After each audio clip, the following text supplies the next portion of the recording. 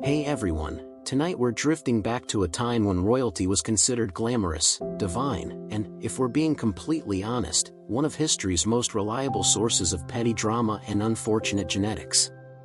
So settle in. Dim the lights. Let your mind get pleasantly fuzzy. Because tonight, we're easing into a soft little journey through European palaces where the halls echoed with royal footsteps, whispered gossip, and the occasional cousin marriage-induced medical emergency. This is boring history for sleep, after all. So nothing here will rush. Nothing here will leap out and grab your attention. We're just floating, slowly and calmly, through the quiet corners of royal life where things went just slightly wrong. You can take a deep breath, if you want. Let the day fade out. And let's begin with a smooth descent into the world of royal marriages that were, scientifically speaking, a catastrophe waiting to happen. Because of course they were. Drifting into the roots of royal romantic decisions. You might imagine royal marriages as sparkling spectacles, silks, jewels, sweeping courtship, all that decorative nonsense. But in reality, medieval and early modern monarchs treated marriage the same way you might treat a particularly annoying tax form, something unpleasant, obligatory, and best completed with the least amount of emotional involvement. The goal wasn't love. The goal was alliance, land, and most importantly, a child shaped vaguely like a future ruler. Naturally, the easiest way to guarantee that the child belonged to the right bloodline was to make sure both parents belonged to the same handful of families. And by handful, I mean the same 3 cousins who kept circulating like poorly shuffled playing cards. This wasn't considered alarming at the time. In fact, people were surprisingly optimistic. Surely, they thought, if we keep marrying our relatives, one of these days the genetics will even out. They did not. Instead, Europe's royal courts began producing heirs who were increasingly pale, increasingly fragile, and increasingly shaped like someone who needed a nap inside a velvet-lined box. But before we sink into the deeper tragedies, let's drift over to one of the classic examples. The Habsburgs, a family tree that needed more branches.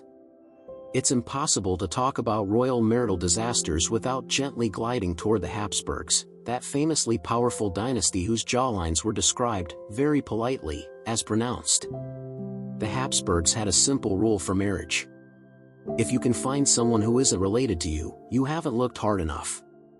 And so generation after generation, they doubled down on intermarriage. Cousins. Double cousins.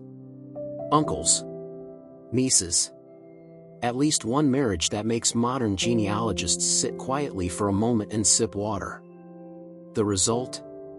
Heirs who were consistently sickly, socially sheltered, medically fascinating, and, in one case, unable to chew properly because his jaw was so misaligned it looked like it was attempting to leave the room before he did. But all of that will come later. We're easing into the story slowly. Right now, just picture the Habsburg court. Soft candlelight. Velvet drapes. A chronic shortage of fresh DNA. Peaceful. Sleep-inducing. Slightly sad. A soft look at the marriage philosophy of medieval Europe. In medieval royal life, marrying for love was considered about as sensible as letting a goat manage the treasury. Not impossible, but strongly discouraged. Kings and queens married to stop wars, start wars, claim land, block land, spite rival families. Or sometimes, simply because an advisor pointed at a map and said, "This country looks useful." No one asked, "Do they get along?" No one asked, "Do they share interests?" The closest anyone came to assessing compatibility was checking whether both families had approximately the same number of ceremonial hats. So these marriages produced children who were adored as heirs, paraded like prized cattle, and quietly bundled into betrothals before they were old enough to pronounce their own names. Which brings us gently, calmly, to our next topic. Let's drift over to the royal childhood shaped by all this. The palaces. The tutors. The stress of knowing your main job in life is to survive long enough to marry your cousin. We'll float into that next. Let's drift gently now into the nurseries of medieval and early modern Europe. Places filled with embroidered pillows, miniature crowns, and at least one nanny whose job description included prevent the heir from falling down stone staircases. Royal childhoods sound luxurious, but the reality was a strange blend of privilege, pressure, and an astonishing lack of common sense. Imagine being born into a world where everyone bows to you, but also expects you to carry the political stability of an entire kingdom inside your barely developed digestive system. No pressure. Take your time. And try not to die, it would be inconvenient. The royal cradle, expensive, decorative, and slightly cursed. When royal babies were born, the first thing everyone checked wasn't their health, or their color, or the number of toes. No. The first thing was whether the baby was the right gender. On record, of course, everyone celebrated every birth. But privately, you can almost hear advisors whispering, "Well, maybe next time." And to make the situation even more peaceful and sleep-friendly, royal infants were often swaddled too tightly, handled too rarely, nursed by someone hired specifically because she had already proven her milk would not immediately kill anyone, and assigned a full staff before they could even focus their eyes. If you walked into a royal nursery, you'd see a small, confused creature wrapped like a mildly annoyed burrito, surrounded by adults arguing about treaties. Heirs and spares, a calmingly dark system. Royal families had a simple system. Produce one child to rule, and then produce a second child in case the first one wandered into a drafty hallway and caught a fatal cough. The firstborn was the heir. The second was the spare. And if you were child number 3 or 4, congratulations, your life options included church, exile, or becoming a pawn in someone else's marriage negotiation. But everything was wrapped in velvet and ceremony, so it all looked more dignified than it truly was. Stress begins early. Prince or princess, your life might seem pampered, but you were raised under an unspoken rule. Please don't embarrass the dynasty. Before age 3, royal children were already watched for signs of intelligence, charisma, or, at the very least, the ability to sit upright without tipping over like a decorative vase. If a prince showed early signs of being sickly, tutors would whisper, servants would gossip, and astrologers would dramatically adjust star charts to explain why this heir appeared to be shaped like a damp crouton. The tutor problem. Tutors were an essential part of royal upbringing. In theory, they were meant to educate. In practice, they were selected because they had connections, titles, or the ability to speak Latin at a volume that impressed the queen. Some tutors were brilliant. Some were disgraced scholars hoping for redemption.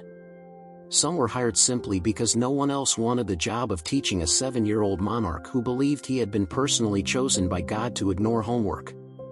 Royal children learned etiquette, diplomacy, the depressing state of their family tree, and how to sit through hours of ceremonies without falling asleep. This last skill rarely stuck. Lonely little crowns.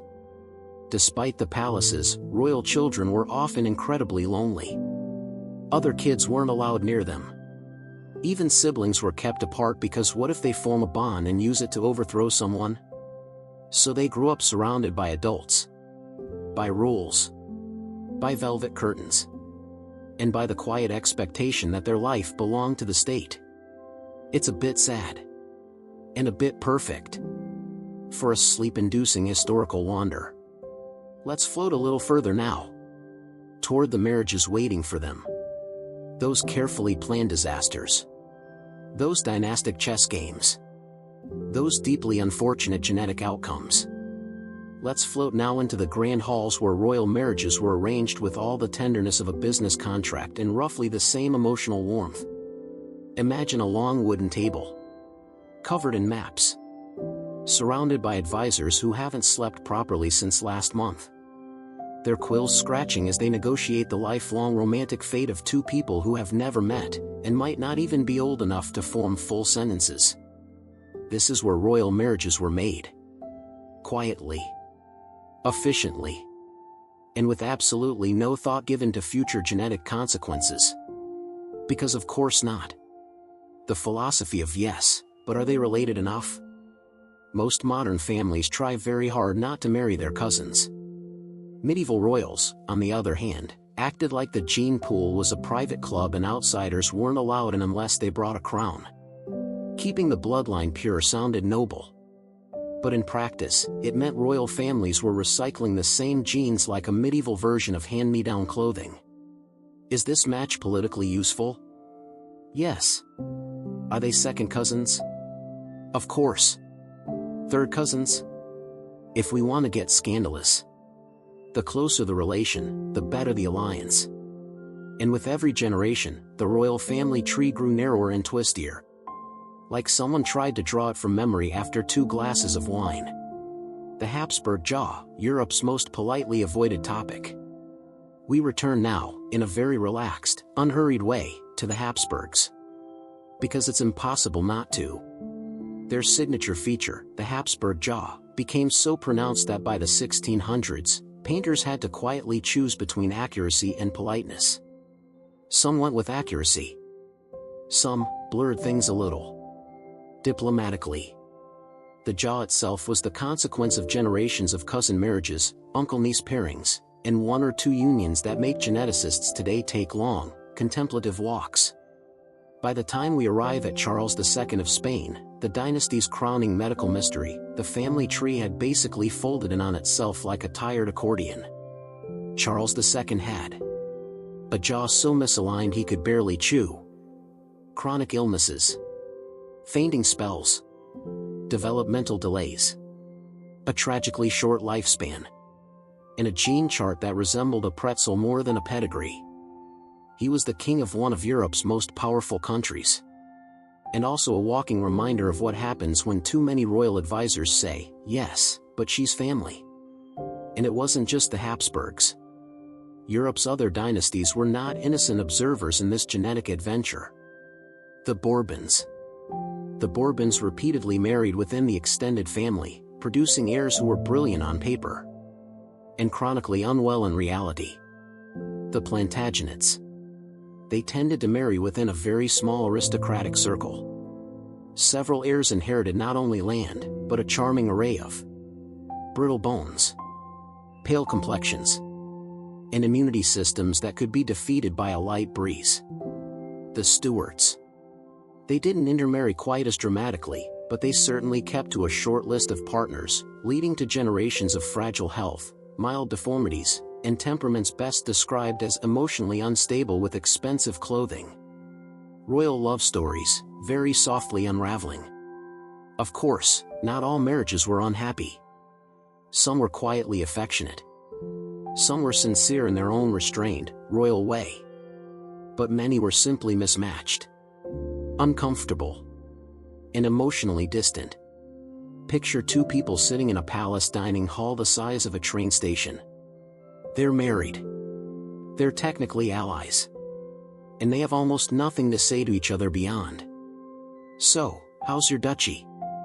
It exists. But the real problem wasn't the lack of romance. It was the lack of genetic diversity. Heirs were expected. Heirs were demanded. Heirs were produced whether the couple adored each other, barely tolerated each other, or only saw each other on ceremonial holidays. And the result was generation after generation of frail, overburdened children. Quietly tragic. Sleepily historical. Perfect for drifting deeper into the night. A calm glide toward more dysfunction. Now that we've settled into the peaceful chaos of royal marriages, let's drift next to the individuals who ruled these kingdoms. The kings and queens themselves. The petty ones. The dramatic ones. The ones who threw tantrums while wearing crowns. The ones who made policy decisions based on who annoyed them before breakfast. Now we drift into the royal chambers themselves. The thrones. The jewels. The people sitting on those thrones who really should not have been in charge of anything more complex than a houseplant. European history is full of kings and queens who wielded immense power. And remarkably little emotional stability. Some were petty. Some were deeply insecure. Some were so dysfunctional that modern historians read their biographies and pause, sip tea, and whisper, Oh dear. But we're not judging. We're just floating through it. Slowly. Gently. Like visiting a royal museum where all the exhibits whisper their personal grievances. Charles VI of France, the king who forgot he was a king. Let's drift first to the quietly tragic figure of Charles VI, often called Charles the Mad. A nickname historians probably could have softened. But didn't. Charles began his reign as a promising young monarch. Charismatic. Popular. Reasonably normal. And then, slowly, his mental health began to unravel. He experienced hallucinations. He went into trance-like episodes. And in one especially famous moment, he became convinced he was made of glass. He ordered iron rods sewn into his clothing so he wouldn't shatter. Courtiers were instructed to move very gently around him. Like anxious cats in a room full of crystal vases. It was sad. It was frightening. And it was painfully inconvenient for France. But in the quiet retelling of history, it becomes another soft reminder that royal power didn't protect anyone from their own minds. Queen Isabella II of Spain, the monarch with very selective favorites. Next, drifting gently forward in time, we meet Queen Isabella II, a ruler with a personal life that can best be described as warmly chaotic. Isabella was married to her cousin. Because of course she was. But she found him so profoundly boring that she avoided him whenever possible. Instead, she surrounded herself with a rotating cast of gentlemen known as friends. Court gossip insisted that none of Isabella's children resembled her husband. Historians have politely nodded and said things like, "Genetics is full of surprises." A statement delivered with the same tone you'd use when complimenting a toddler's unrecognizable drawing. The Spanish court was constantly buzzing about who the true fathers were. And Isabella navigated it all with a casualness that can only come from royal privilege and a complete lack of interest in public opinion. George IV of Britain, the king who loved himself more than his kingdom. Let's drift softly into the English Regency era, where George IV reigned with all the self-restraint of a decorative peacock. George was dramatic, vain, deeply addicted to luxury, and passionately in love with food, clothing, and mirrors. Especially mirrors. He adored fashion so much that he once owned over 700 pairs of trousers. He decorated his homes with such extravagant taste that even his own advisors called it excessive. A polite 19th century way of saying, "Please stop buying chandeliers, we're running out of ceilings." His marriage to Caroline of Brunswick was a disaster from the opening handshake. He disliked her instantly. She disliked him exactly as much. They separated almost immediately and spent years insulting each other indirectly through public appearances and court whispers. Their dysfunction became a national pastime. People placed bets on whether the couple would be in the same room without arguing. The answer was usually no. Peter the Great, the Tsar who improved people with fear. Floating farther east now, we land in the vast, snowy empire of Peter the Great. Peter was brilliant, ambitious, reform-minded, and absolutely terrifying to be around. He modernized Russia. He built cities. He traveled Europe disguised as a very tall, very obvious ordinary worker. But he was also famously irritable, explosively emotional, and prone to punishing nobles by shaving off their beards without warning. For many Russians, this was a deeply traumatic event. For Peter, it was a fun afternoon hobby. He forced courtiers into European clothing. He banned traditional ceremonies. He held parties where guests were required to drink until they regretted everything. In modern terms, Peter was the friend who forces everyone into drastic lifestyle changes without asking. But he did get things done. Queen Christina of Sweden, brilliant, dramatic, and absolutely over it. Now let's quietly wander to 17th century Sweden, ruled by Queen Christina, one of the most fascinatingly contradictory figures in royal history. Christina was brilliant, educated, sharp-tongued, and so uninterested in courtly expectations that she made disinterest into an art form. She disliked feminine clothing. She hated the idea of marriage. She openly ignored etiquette. She walked like a soldier, talked like a scholar, and treated her ladies-in-waiting like mildly annoying furniture. Her court thought she was eccentric. She thought her court was boring. Both were correct. Eventually, Christina abdicated the throne at age 27, supposedly because ruling was too exhausting. A sentiment we can all relate to. She then left Sweden entirely, converted religions, changed countries, and reinvented herself. A full royal reset button. History loves her. Her advisors did not. Minor royals, major pettiness. And of course, for every famous dysfunctional monarch, there were dozens of minor royals whose stories rarely make it into textbooks. The princes who sulked for days because someone else got a fancier ceremonial horse. Cried during coronations. Threw tantrums over crown jewels. And wrote passive-aggressive letters to each other about seating arrangements. The princesses who feuded over dress colors. Insulted each other's marriage prospects. And started diplomatic incidents by refusing to sit next to certain relatives at dinner. Royalty often lived in a world where emotional maturity was optional. And embroidery was compulsory. Soft transition to the next segment. Now that we've wandered through the palaces of the petty and dysfunctional, let's drift gently into the next chapter. A quiet, melancholy stroll through the heartbreakingly fragile childhoods of royal heirs who were sickly, sheltered, and weighed down by expectations far too heavy for their shoulders. Let's drift now into the quietest corners of vast palaces. The nurseries tucked behind velvet drapes. The rooms where faint candlelight trembled on gold-framed portraits. And the soft, sad spaces where tiny heirs were raised to rule kingdoms. Even though many of them could barely stay upright without help. Royal childhoods were wrapped in silk. But underneath the silk were layers of anxiety, pressure, and genetics that had been stretched too thin over too many generations. Tonight, we drift through these lives gently. Slowly. With a soft sadness. But also a calm acceptance that history has always been a little unfair. The children who inherited everything except health. Royal heirs were expected to be strong, intelligent, charismatic, and durable enough to survive court politics, winter drafts, and questionable medieval medical practices.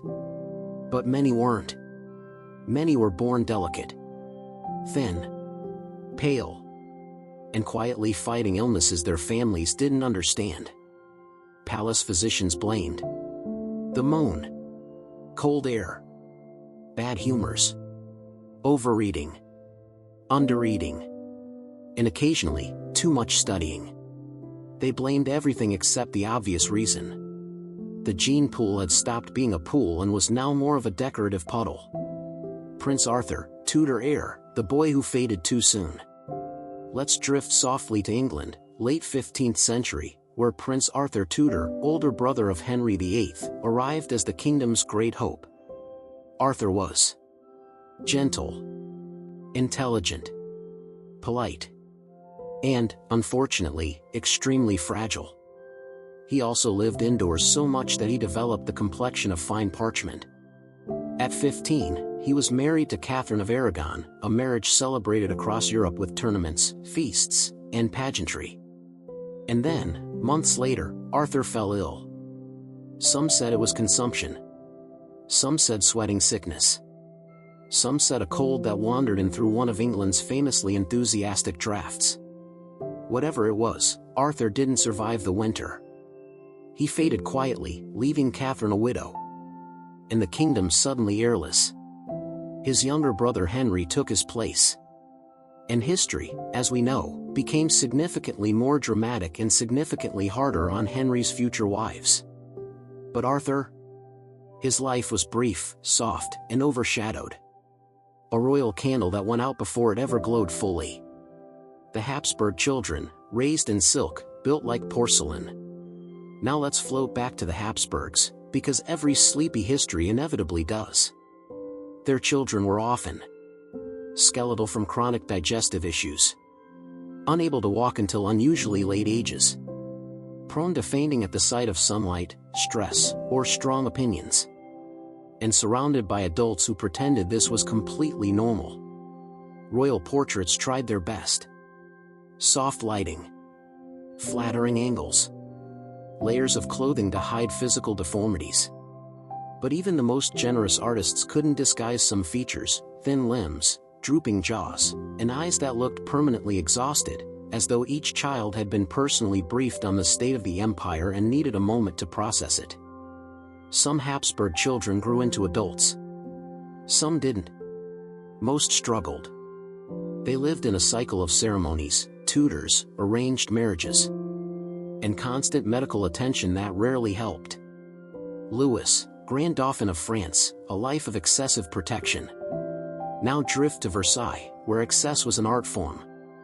Louis, the Grand Dauphin, heir to Louis XIV, grew up in an environment that can only be described as dangerously pampered. He was served by dozens of attendants. He was monitored so closely that if he sneezed, 5 advisors debated whether it was a political omen. His father, the Sun King, kept him away from anything remotely risky. Strenuous activity, fresh air, exercise, independent thought. Louis grew into a man who was physically large, emotionally cautious, and mentally shaped by tutors who ensured he never had to generate a single idea on his own. He was polite, pleasant, and utterly unprepared for ruling. Fortunately, or perhaps peacefully, he never had to. He died before his father, leaving the throne to the next generation. History remembers him not for what he did, but for what he didn't have the chance to do. A soft, quiet tragedy. Maria Josepha of Austria, the princess who barely survived childhood. Maria Josepha, daughter of Holy Roman Emperor Joseph I, spent her childhood battling smallpox, the disease that terrified Europe more than any army. She survived it. Barely.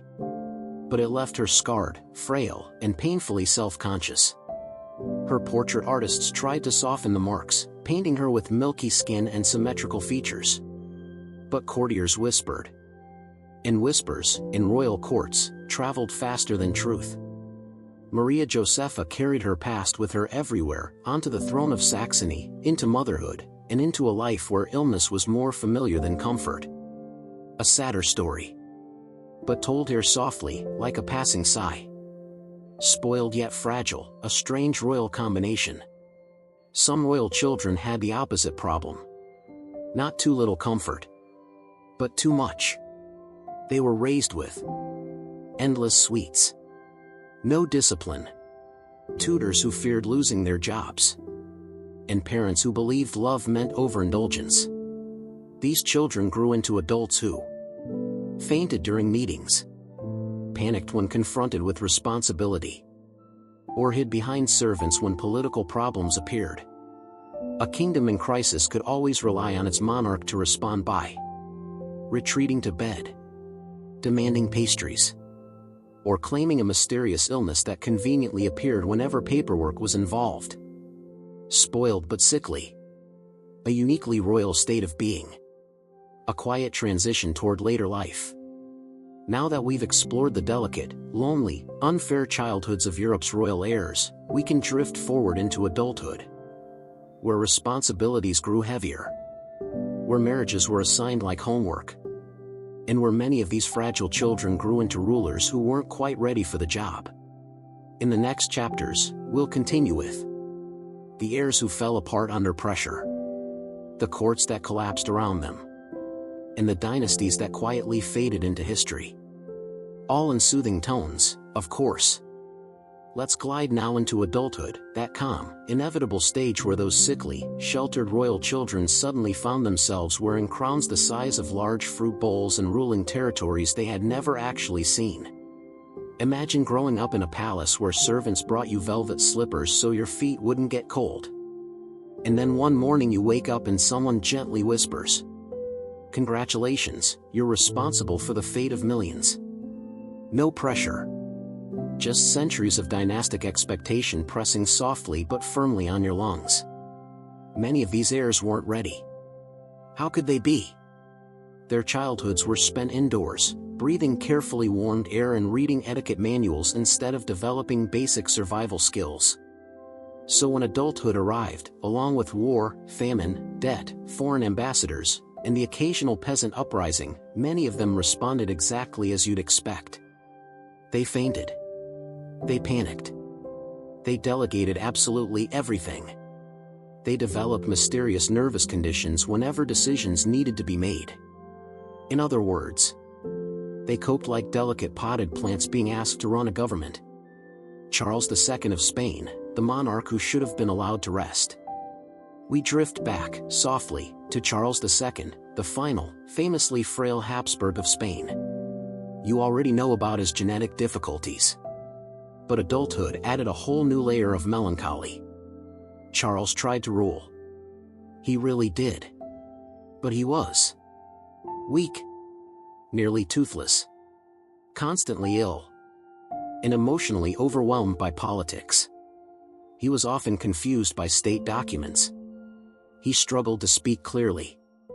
Servants noted that he slept more than any monarch they'd ever seen. Foreign ambassadors tried very hard to pretend everything was fine. Their letters home suggested otherwise, with lines like, "He is, well, present," and "His Majesty's condition is unchanged, though the court has become very quiet." Spain needed a strong king. Charles needed a blanket and a dark room. History offered him neither. Louis XV, the king who was too gentle for his job. Let's drift across to France now, where Louis XV, great-grandson of the Sun King, inherited the throne as a child. Louis was a sweet boy. Polite. Timid. Quiet. He preferred reading, gardens, animals, and not being the king. Unfortunately, he didn't get much choice. When he grew older, he continued to struggle with the emotional burdens of rulership. He was easily influenced, easily exhausted, and quietly overwhelmed by the constant pressure of his advisors.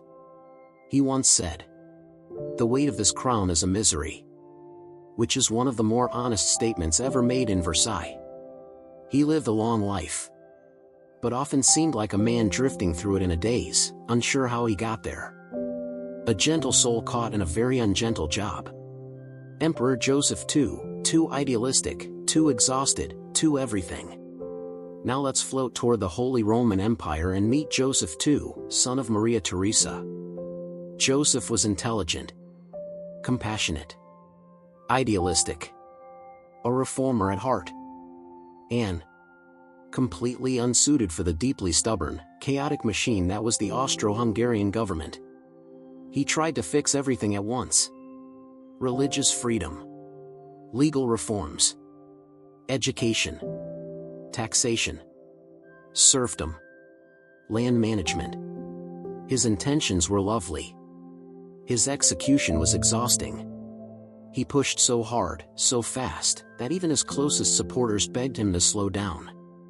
He didn't. He worked himself sick. And ultimately, he died worn out, misunderstood, and heartbroken that so many of his reforms were reversed after his death. A tragic figure, but a soft one to reflect on. Frederick William II of Prussia, overwhelmed by the role. Frederick William II followed the famously disciplined Frederick the Great, which is a bit like being asked to perform after a top-tier artist when your primary qualification is existing. Frederick William II was emotionally sensitive, easily manipulated, distracted by romances, and constantly tired.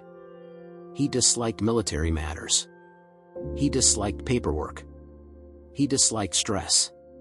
He disliked responsibility. Which is unfortunate, because Prussia specialized in all four. His reign slowly unraveled. Quietly. Softly. Like a tapestry fraying in a corner where no one notices until it's too late. Monarchs who simply weren't built for the job. Not every fragile monarch was dramatic. Some simply faded through their reigns like sleepwalkers draped in silk. These were the kings and queens who let advisors rule for them, avoided public appearances, canceled meetings due to fatigue, and spent more time in private chambers than on thrones. Some were shy. Some were depressed. Some were chronically ill. Some were all three. Their reigns weren't marked by scandal, but by gentle decline. A quiet drifting toward irrelevance as stronger personalities took over around them. And history, in its slow-moving tide, swept past them without pausing. A soft transition forward. Now that we've walked, softly, quietly, through the fragile monarchs who inherited crowns they weren't built to wear, we'll drift next toward the courts that surrounded them. The schemers. The manipulators. The whispered politics. The slow-burning collapses that unfolded behind palace doors. Hey everyone, tonight we're drifting back to the quieter corners of European history. So go ahead, dim the lights, unclench your jaw, and settle into whatever blanket-shaped arrangement feels right. We're not here to solve anything important. We're certainly not here to make decisive life choices. We're here to wander, very slowly, through the lives of royals who were wealthy, privileged, and somehow still deeply, creatively miserable. Because history is generous like that. Tonight's theme floats somewhere between unfortunate genetics, petty monarchs, and the sort of medieval childhoods that make you wonder how any of these dynasties survived long enough to annoy each other. We're going to take our time. We're going to drift. And if at any point you fall asleep, excellent. That means the script is working. So, let's begin with a quiet stroll into the first royal fiasco of the night. Section 1, Royal Marriages That Went Horribly, Genetically Wrong. Let's start with something gentle. Something soothing. Something like the slow-motion collapse of a dynasty due to centuries of questionable matchmaking. The Habsburgs, Europe's longest, slowest genetic facepalm.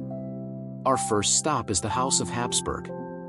A family so committed to marrying their cousins that they essentially became their own brand of decorative cabbage. You've probably seen the famous Habsburg jaw in portraits, long, heavy, and often paired with an expression suggesting the subject is trying to remember where they put their eyebrows. This was not an accident. This was a strategy. The Habsburgs believed the best spouse was the one who already showed up to family dinners. And so, generation after generation, they married cousins, uncles, nieces, and anyone who technically shared at least one grandparent. The result? A bloodline so condensed it was basically historical espresso. Charles II of Spain, the final Habsburg patch update. Now, drifting gently forward, we reach Charles II of Spain. Known, quite affectionately, by his subjects as El Hechizado, the Bewitched One, because people genuinely assumed he was cursed.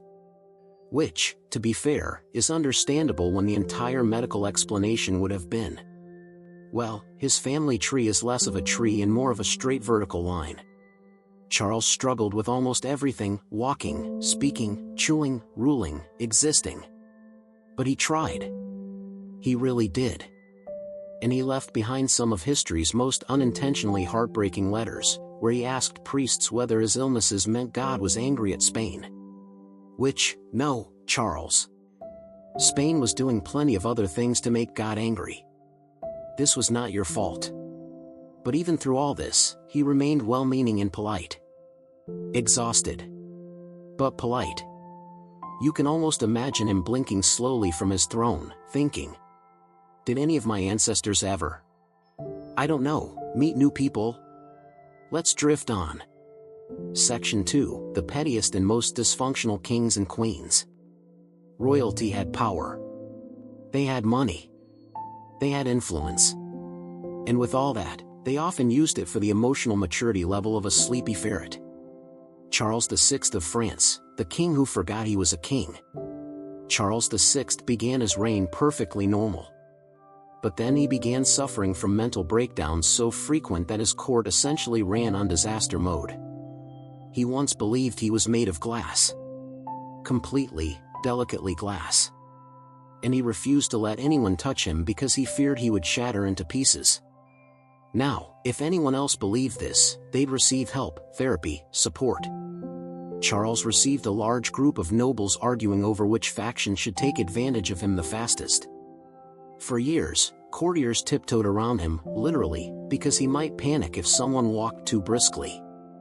Imagine having to govern France at a slow, quiet tiptoe because the king believed he was a crystal vase.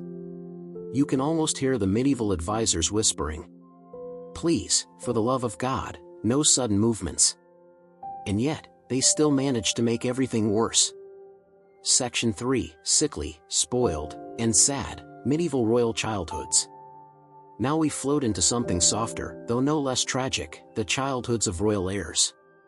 Because if you've ever wondered how to raise a future monarch, medieval Europe had one approach. Do everything wrong. Young Henry VI, born a king, raised as a sleepy potted plant. Henry VI became king at 9 months old. Already a bad sign. He grew up sheltered to the point of being nearly allergic to reality. His tutors tried to teach him firmness. He responded by becoming the gentlest, most nervously polite man in English history. While other kings trained in warfare, Henry preferred prayer, silence, and not dealing with conflict at any cost. Imagine a king whose emotional range was concerned, very concerned, and deeply apologetic. His advisors would bring him bad news, rebellions, invasions, collapsing finances, and Henry would respond with something like, "Oh, dear. That does sound unfortunate." And then he'd go pray about it. Was he a bad person? No. Was he a good king? Also no. He was simply a soft, anxious man dropped into the violent blender that was the 100 Years' War. Now that you're settled, probably a little heavier, probably blinking slower. Let's float deeper into Europe's most unfortunate royal episodes. The kind that make you think, well, at least my family gatherings aren't that bad. And if you do have family gatherings like these, then congratulations, you may qualify for a small duchy somewhere along the Rhine. We're staying soft. We're staying calm. We're staying in that sweet middle ground between historical tragedy and bedtime-friendly incompetence. So let's drift into our next royal mishap. Section 4, The Monarchs Who Should Not Have Been Monarchs. Some rulers were strong. Some were clever. Some were present. And then there were monarchs who treated ruling like an optional side quest in a game they did not want to play. John I of France, the baby king who lived for 5 days. First, a short story. Because short stories are gentle. And this one, well, it's barely even a story, it's more like a historical sigh. John I became king of France the moment he was born. Which sounds impressive until you realize he died 5 days later. That's it. That's the reign. 5 days. He never issued a decree. He never waved a scepter. He never even had a bad portrait drawn of him. But for centuries, French conspiracy theorists insisted he didn't die at all. They claimed he grew up in secret, somewhere in the forests, waiting to reclaim his throne. Which, honestly, would have been a very impressive comeback for a person who spent most of his life being fed by someone else. But the legend stayed. Because medieval people love drama as much as modern people love comment sections. Let's drift on. Edward II of England, the king who loved everything except being king. Edward II was not suited for leadership. His main interests included rowing boats, hanging out with handsome favorites, avoiding wars, and enthusiastically ignoring advice. He once spent royal funds on his friends' clothing. Large amounts of clothing. So much clothing that chroniclers got suspicious and started writing spicy comments about it. Naturally, his barons hated his friends. And eventually they hated him. And eventually his wife hated him too. Edward II walked through life like a man who wanted to be anywhere except the throne. Preferably somewhere with fewer responsibilities and more decorative cushions. By the time he was overthrown, everyone involved felt a sense of calm relief usually associated with getting rid of an expired yogurt. Gently, we move on. Section 5, The Most Overly Dramatic Royals. Who didn't need to be. There were royals who faced real danger. And then there were royals who simply panicked. Loudly. Often unnecessarily.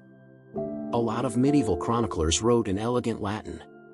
But if they were being honest, many entries could have been replaced with, "Your Majesty, please calm down." Queen Isabella of Castile and her surprisingly theatrical panic attacks. Isabella of Castile was powerful, ambitious, and extremely influential. But she also had a habit of panicking over illnesses that she did not have. Her physicians noted that whenever anyone in court fell sick, even with something minor, Isabella would immediately assume she had it too. Cold? She had it. Fever? Absolutely. Imaginary disease that didn't exist? Possibly contagious. This would lead to long hours of prayers, weeping, more prayers, and everyone politely pretending she wasn't imagining half her symptoms. The Queen ruled an empire. She also ruled her own anxiety with equal intensity. Let's drift towards something gentler. Section 6. The children who were born into palaces and raised into problems. Royal parents loved two things. Heirs. Ruining heirs. Prince Arthur Tudor, the boy trained for a crown he never wore. Arthur had everything planned for him. Education. Marriage. A destiny tailored like a very stiff, very uncomfortable velvet suit. He was supposed to be the next great Tudor king. But he died at 15, possibly from sweating sickness, possibly from just being a fragile Tudor teenager in a giant cold castle. His death changed everything. The spare, Henry, his younger brother, was suddenly the heir. And Henry VIII would go on to marry Arthur's widow. Which Arthur probably would not have appreciated. Arthur's entire legacy is basically, "Sorry, little guy. Wrong era." A soft pause.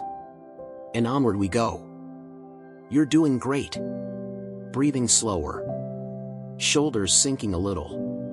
And your brain is probably settling into that comfortable, pleasantly empty space where royal incompetence becomes almost soothing.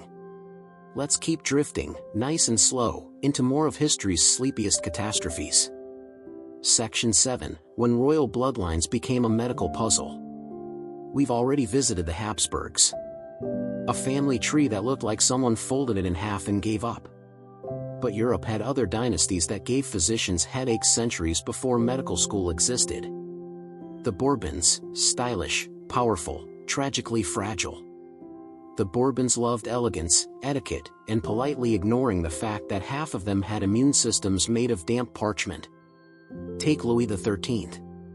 A king who spent most of his life looking like he needed a nap he would never be allowed to take. He was raised by tutors who drilled discipline into him the way a blacksmith hammers iron, loudly, repeatedly, and with limited long-term success. Louis had chronic migraines, chronic stress, and chronic family drama.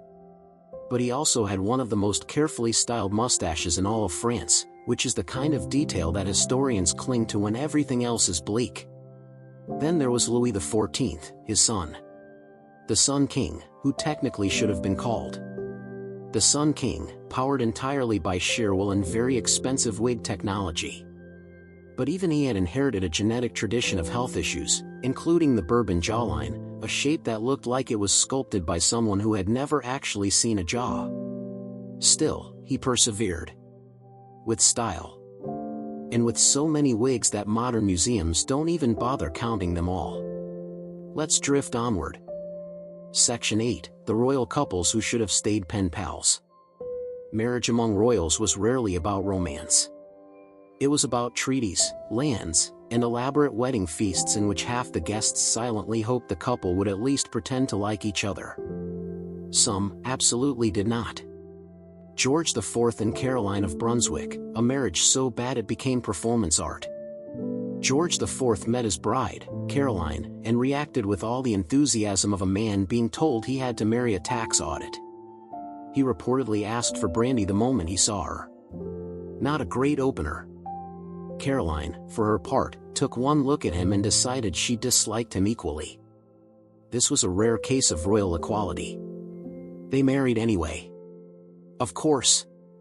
and proceeded to spend the rest of their lives avoiding each other with almost athletic dedication. George accused her of infidelity. Caroline responded by becoming more popular with the public than he was. The entire marriage was basically an 18th century soap opera, but with more lace. Their arguments were so petty that even the newspapers got tired. But it gave Britain exactly one heir. Just barely. And then the two went their separate, mutually annoyed ways. Softly, we drift on. Section 9, The Quiet Misery of Being a Royal Spare. Ah yes. The spare. The backup heir. The human insurance policy. History is full of these poor souls. Raised with royal expectations, rewarded with nothing. And usually blamed for something they didn't do. Richard, Duke of Gloucester, later Richard III, the man, the myth, the chronic back pain. Before he became the famously controversial king, Richard grew up as the younger brother. Skinny, sickly, and probably dealing with scoliosis that made court dancing extremely awkward. While his older brothers were given glamour and praise, Richard was given armor that didn't fit and the mild but persistent feeling that life was an uphill slope. But despite it all, he was loyal. Steady. Smaller than everyone else but harder to push over. Then everything collapsed. War. Family deaths.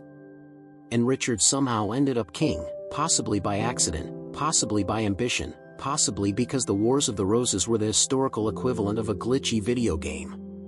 Regardless of how he got there, he stayed tense, tired, and surrounded by enemies until the very end. You almost want to tell him, Richard, maybe take a nap. All of England might calm down if you slept more. Let's drift gently forward. Section 10, When royal parents were the problem, which was. Often, royal parents believed in discipline. And by discipline, I mean traumatizing their children in ways that would definitely fund several therapists today. Frederick William I of Prussia, the father who thought beating his son built character. Frederick William I raised his son, future Frederick the Great, like a man trying to sculpt a perfect ruler out of sheer force. Young Frederick liked music. Flutes. Poetry. Colorful clothing. Frederick William reacted to this with the calm, supportive energy of a man flipping a table. He beat Frederick. Humiliated him. Once even forced him to watch his best friend be executed for helping him attempt to run away. And yet, Frederick survived. Became king. Became brilliant. And spent the rest of his life playing flute solos out of spite. Which, honestly, is the most elegant revenge possible. We glide on. Now we float slowly into the royal chambers themselves. The thrones, the jewels, the velvet curtains. And the humans sitting on them who really shouldn't have been in charge of anything more complex than a chair cushion. History loves powerful monarchs who are clever, strong, or inspiring. Tonight, we'll settle for the ones who are petty, emotionally fragile, occasionally irrational, and very entertaining if you remove the life or death stakes and wrap it in a calm, sleep-friendly narration. Charles VI of France, the king who believed he was made of glass. Charles VI, sometimes called Charles the Mad, was perfectly normal at first. Then, gradually, his mind began to fray. He experienced hallucinations. He wandered the palace at odd hours. He believed his body was made entirely of glass and feared shattering at any touch. His courtiers tiptoed around him. Literally. No sudden movements. No leaning over. One might imagine the palace as a slow, awkward ballet performed entirely in silence. This sounds dramatic. But for Charles, it was terrifying. And for France, it was inconvenient. You can almost hear the whispers. Please, Your Majesty, don't lean forward. And the faint clatter of advisors dropping their quills in despair. George IV of Britain, vanity, mirrors, and trousers. Floating forward to Regency England, George IV is a masterclass in self-obsession. He loved fashion. He loved mirrors. He loved food. And he loved himself, particularly his own reflection. George once owned over 700 pairs of trousers. 700. Which makes one wonder, did he ever sleep comfortably? Or did he simply rest surrounded by fabric he adored? His marriage to Caroline of Brunswick was a disaster from the handshake onward. Mutual dislike, public quarrels, passive-aggressive stares across banquet halls. The drama persisted like a gentle lullaby of courtly dysfunction. And the public loved every minute of it. Peter the Great, Tsar of Russia, Emperor of Intimidation. Drifting east to Russia, we meet Peter the Great. Peter modernized Russia. He traveled Europe in disguise. He built a navy, reformed the army, and changed Russian fashion overnight. And he also terrified everyone around him. He shaved beards off nobles. He executed people for tiny infractions.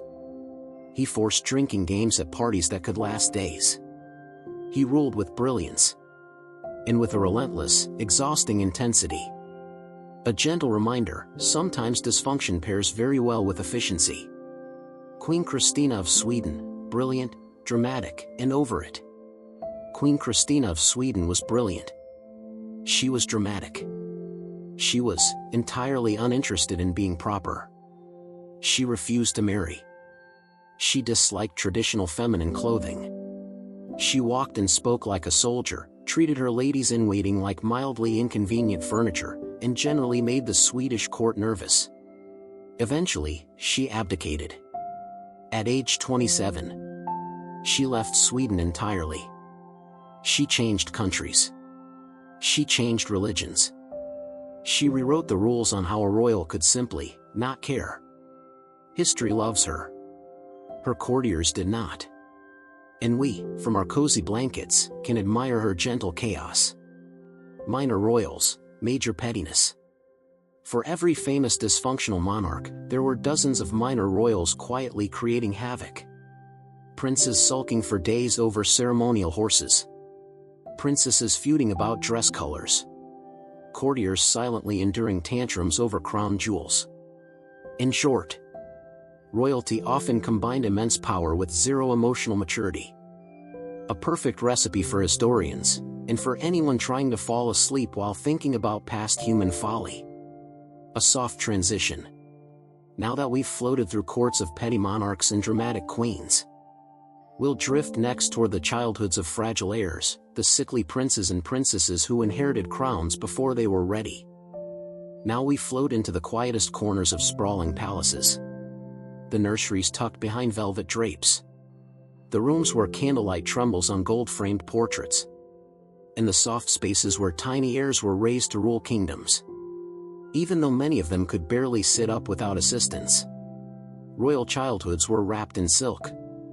But underneath the silk were layers of anxiety, pressure, and genetics stretched too thin over generations.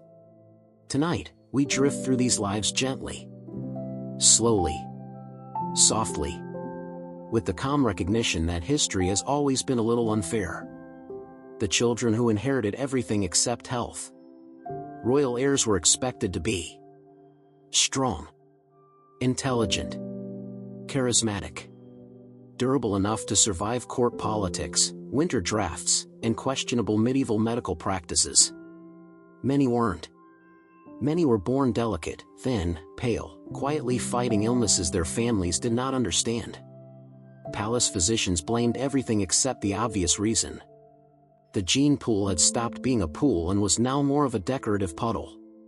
Prince Arthur Tudor, the boy who faded too soon. Prince Arthur Tudor, older brother of Henry VIII, was England's great hope.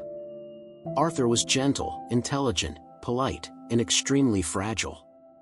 He married Catherine of Aragon at 15, in a union celebrated across Europe with tournaments, feasts, and pageantry. Then, months later, he fell ill. Some said consumption. Some said sweating sickness.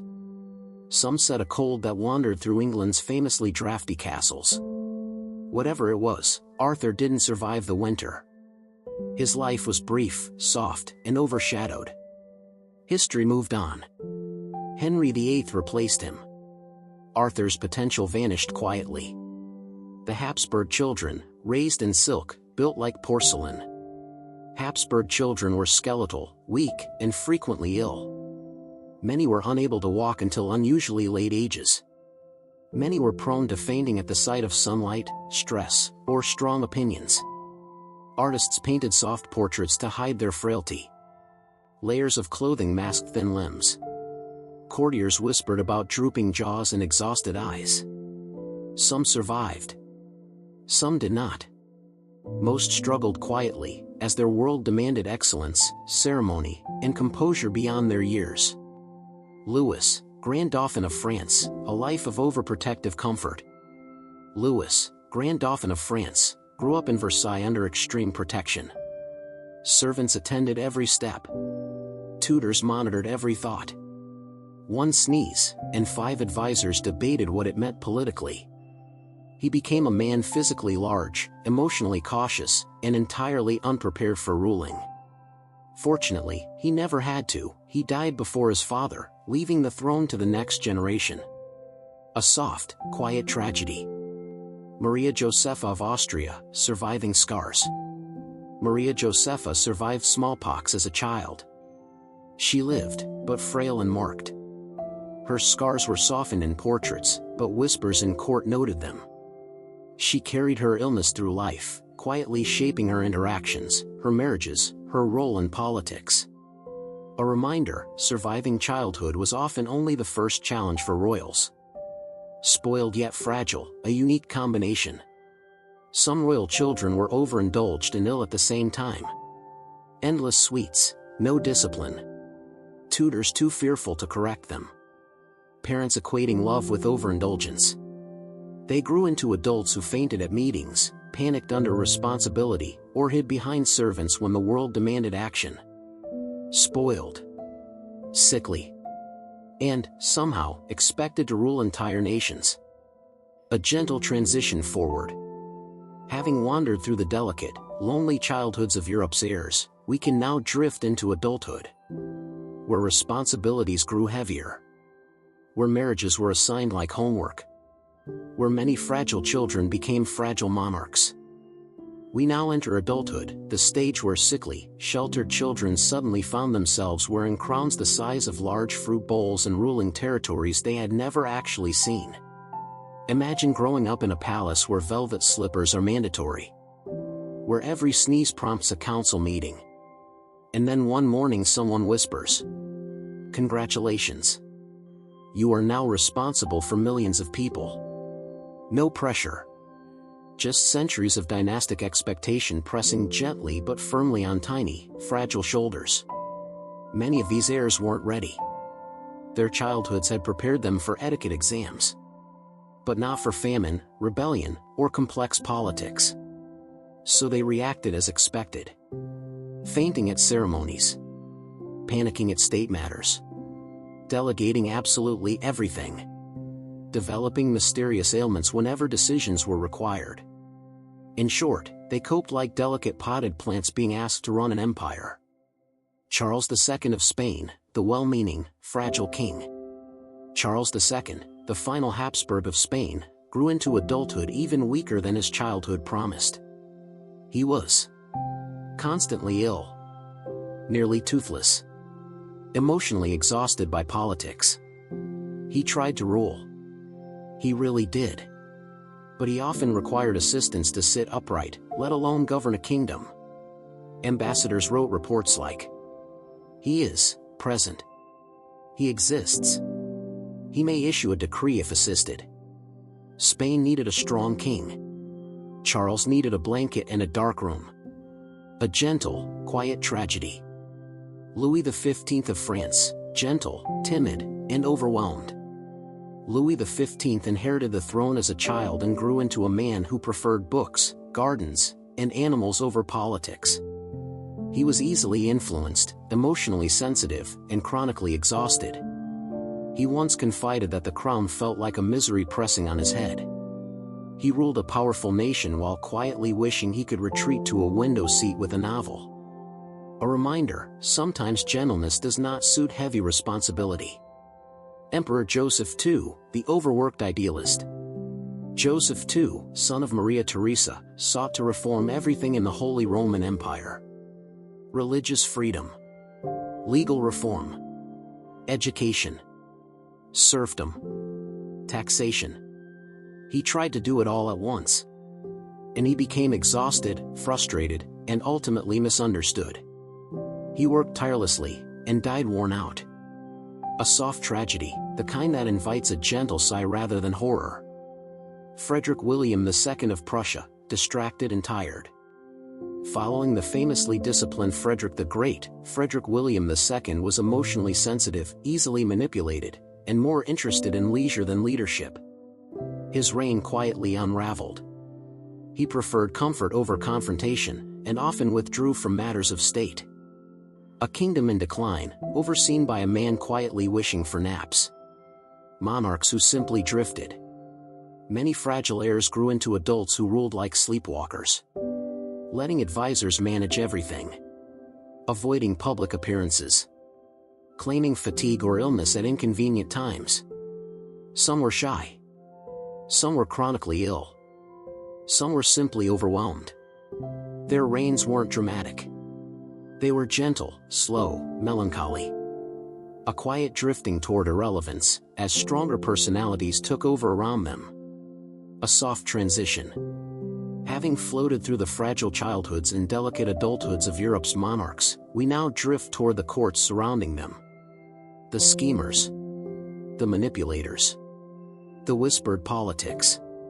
The slow, behind-the-scenes collapses. Now we leave the fragile monarchs themselves and glide into the halls around them. Courtiers, advisors, and ambitious nobles populated these spaces with the subtlety of a slow-moving fog. Nothing exploded immediately. Nothing was overt. But quietly, steadily, the wheels of mischief turned. Courts were places of soft whispers, strategic sighs, and carefully polite glances. A misplaced word could ruin a reputation.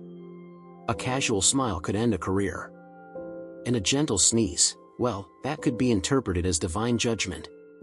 The subtle tyranny of advisors. Advisors often outlasted kings, quietly shaping policies while monarchs drifted through life. Some were competent. Some were ambitious. Most were somewhere in between, existing as a kind of slow-moving cautionary tale. Courts depended on secrecy. Information traveled only as fast as a servant's footstep. Decisions were delayed. Mistakes multiplied quietly. And monarchs, especially fragile ones, were often left nodding politely, not fully understanding what they had approved. Whispered betrayals and petty rivalries. Court intrigue thrived on. Jealousy. Envy. Perceived slights. The occasional mild boredom. A palace could be a slow, simmering stew of gossip, favoritism, and carefully hidden resentment.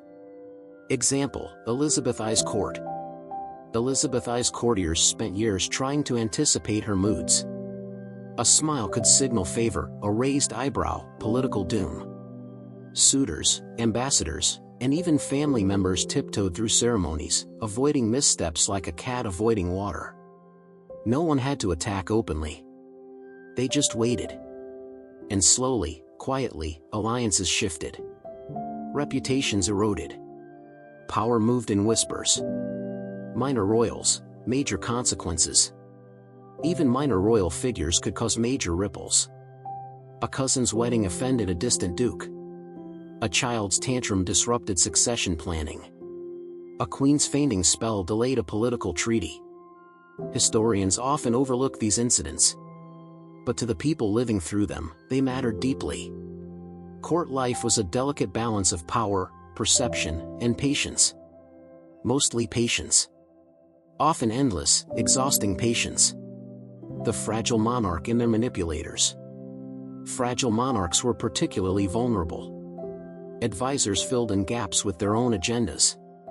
Courtiers nudged decisions subtly, steering policy while remaining invisible. Ambassadors exploited indecision. Over time, small manipulations accumulated. Slow collapses occurred. Dynasties were subtly undermined. And the monarch, if they survived at all, drifted quietly through a role they barely controlled. A gentle transition. We've now wandered through fragile monarchs, petty courts, whispered schemes, slow, subtle collapses,